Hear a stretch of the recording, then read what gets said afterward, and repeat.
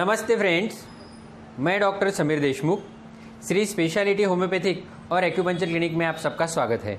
दोस्तों, आज हमारे चर्चा का विषय है स्क्विंट यानी आँखों का तिरछेपना। दोस्तों, चर्चा शुरू करने से पहले अगर अभी तक आपने मेरे चैनल को सब्सक्राइब नहीं किया है तो चैनल को ज़रूर सब्सक्राइब कीजिएगा और बेल आइकॉन को हिट करना ना भूलिए ताकि इसी तरह नए नए वीडियोज़ की अपडेट आपको लगातार मिलती रहे। दोस्तों, आँखों के पुतलियों के तिरछेपन को ही स्क्विंट या स्ट्रैबिस्मस कहते हैं। दोस्तों, आप सभी ने बहुत से बार ऐसे पेशेंट्स को या लोगों को देखा होगा कि जिनके आँखों की पुतलियाँ यानी आई बॉल्स ये स्ट्रेट लाइन में नहीं होते हैं। जैसे एक आई बॉल स्ट्रेट लाइन में होता है और एक आँखों की पुतली तिरछी होती है, या दोनों आँखों की पुतलियाँ तिरछी होती है, बाहर की ओर या ऊपर की अंदर की ओर, ऊपर की ओर या नीचे की ओर। ये स्क्विंट जो है वो एक आँख का भी हो सकता है या दो आँख का भी हो सकता है। साथ ही साथ स्क्विंट्स मेल और फीमेल दोनों में हो सकता है और बच्चों से लेके बूढ़ों तक किसी को भी स्क्विंट हो सकता है। दोस्तों, स्क्विंट का जो मुख्य फिजियोपैथोलॉजी है उसमें हमारे आँखों की मसल्स जो रहती है, जिसे हम एक्स्ट्रा ऑक्यूलर मसल्स कहते हैं, उनमें आई हुई कमज़ोरी के कारण स्क्विंट होता है जनरली दोस्तों। और हमारे आँखों में बहुत सारी मसल्स होती है और ये मसल्स हमारे आँखों के पुतलियों को और पलकों को मूवमेंट करने के लिए, ऊपर नीचे देखने के लिए, दाएं बाएं हर दिशा में आँखों को घुमाने के लिए ये मसल्स काम करती है। दोस्तों, अगर इसमें अगर कमज़ोरी आ जाती है तो जनरली स्क्विंट पैदा होता है। और इसके जो मेन ट्रिगर फैक्टर्स है उसमें सबसे पहला तो बाय बर्थ यानी बर्थ से ही बच्चे को स्क्विंट हो सकता है दोस्तों। साथ ही साथ अगर फैमिली में हिस्ट्री में अगर स्क्विंट की शिकायत है तो भी स्क्विंट या आँखों की पुतली का तिरछापन हो सकता है दोस्तों। साथ ही साथ आँखों को कोई इंजरी हो जाती है तो उसकी वजह से हो सकता है, या फिर आँखों की नसें अगर कमज़ोर हो जाए उसकी वजह से स्क्विंट हो सकता है, या बच्चों को अगर कोई बड़ी बीमारी बुखार के वजह से के बाद भी स्क्विंट हो सकता है, या कन्वर्जेंस यानी फिट आने के बाद भी आँखों की पुतलियों में तिरछापन आ सकता है दोस्तों। इस स्क्विंट का जो डायग्नोसिस है वो क्लिनिकली संभव है, देख के ही पता चलता है कि पेशेंट को स्क्विंट है। और इसमें जनरली अलाइड साइंस में कुछ फिजियोथेरेपिक एक्सरसाइजेस बताई जाती है और आँखों की एक्सरसाइजेस और ज़्यादातर के सर्जरी एडवाइस की जाती है। लेकिन होम्योपैथी में बहुत सी कारगर दवाइयाँ इसके लिए है, बहुत सारी दवाई बताई गई है। हम यहाँ पे हमारे जानकारी के लिए कुछ चंद थेरापेटिक होम्योपैथिक दवाइयों को ही चर्चा करेंगे दोस्तों, इसमें सबसे पहली जो दवाई है वह है जिंकम मेटालिकम। इसमें पेशेंट को अगर ब्रेन सिम्टम्स की वजह से अगर स्क्विंट होता है तो ऐसे कंडीशन में जिंकम मेटालिकम 30 4 से 5 गोलियाँ दिन में 2 या 3 बार लगातार देने से आराम हो जाता है।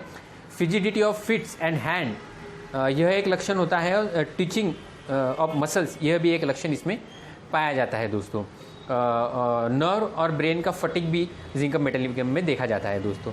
साथ ही साथ पेशेंट को अगर मसल्स की वीकनेस है, आँखों के मसल्स की वीकनेस है और आई ड्रॉप कमज़ोर हो जाती है, आई लीड्स, साथ ही साथ स्क्विंट रहता है, तो ऐसे कंडीशन में मैकफॉस 30 या 60 पोटेंसी में 2 से 3 गोलियाँ या 3 से 4 गोलियाँ लगातार दिन में 2 या 3 बार देने से धीरे धीरे करके आराम हो जाता है।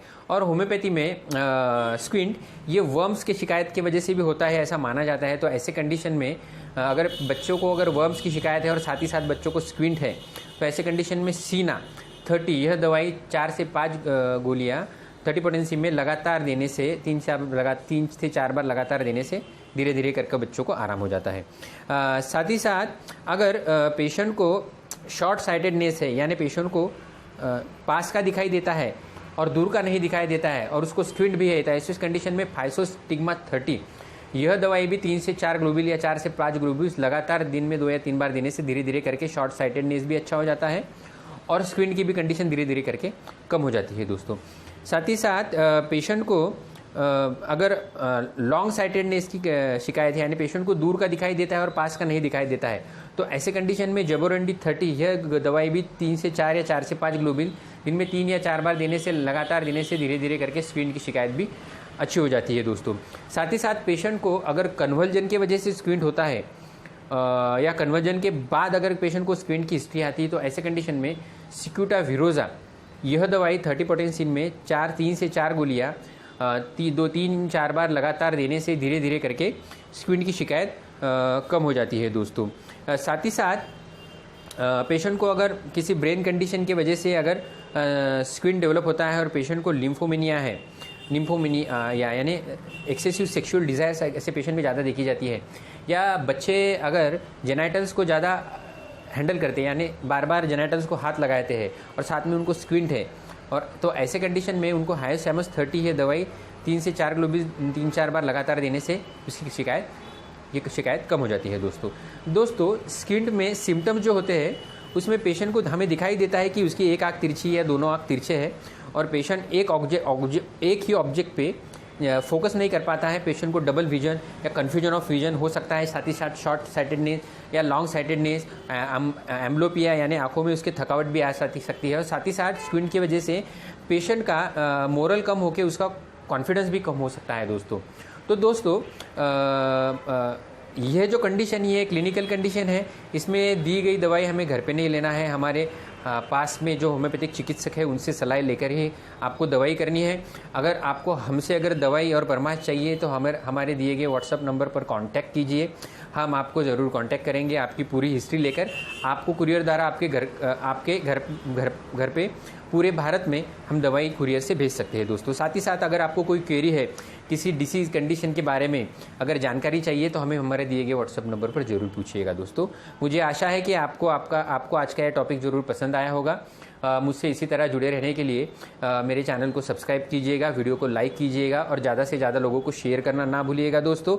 Thank you very much. स्वस्थ रहिए, मस्त रहिए।